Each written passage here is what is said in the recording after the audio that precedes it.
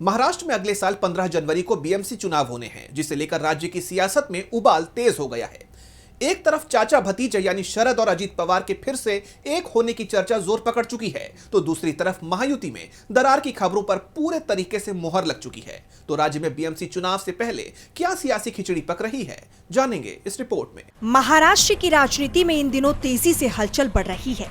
एक तरफ राज्य की 29 महानगर पालिकाओं के चुनावी बिगुल के बीच तैयारियां तेज हैं, तो दूसरी तरफ राष्ट्रवादी कांग्रेस पार्टी के दोनों गुट शरद पवार और अजीत पवार के बीच बढ़ती नजदीकियों ने महायुति को असहज कर दिया है। सियासी हलकों में ये चर्चा तेज है कि महाराष्ट्र के उप मुख्यमंत्री अजीत पवार भाजपा शिवसेना शिंदे गुट के साथ जारी गठबंधन की बजाय अब अकेले चुनाव लड़ने पर फोकस कर रहे हैं।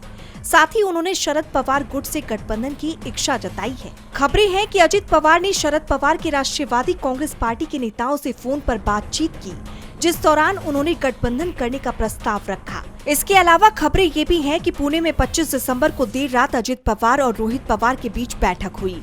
रोहित पवार अजीत पवार के भतीजे हैं और कर्जत जामखेड़ से शरद पवार गुट के विधायक हैं। इस बैठक में शरद पवार गुट के सांसद अमोल कोल्हे भी शामिल थे, जिसमें आगामी चुनाव की रणनीति और संभावनाओं पर विस्तार से चर्चा हुई।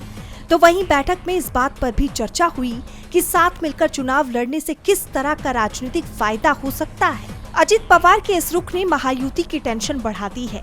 आपको याद होगा, हाल ही में अजीत पवार ने कांग्रेस के साथ गठबंधन के लिए कांग्रेस नेता सतेज पाटिल से भी फोन पर बात की थी, जिससे ये साफ होता है कि महायुति में सब कुछ ठीक नहीं है।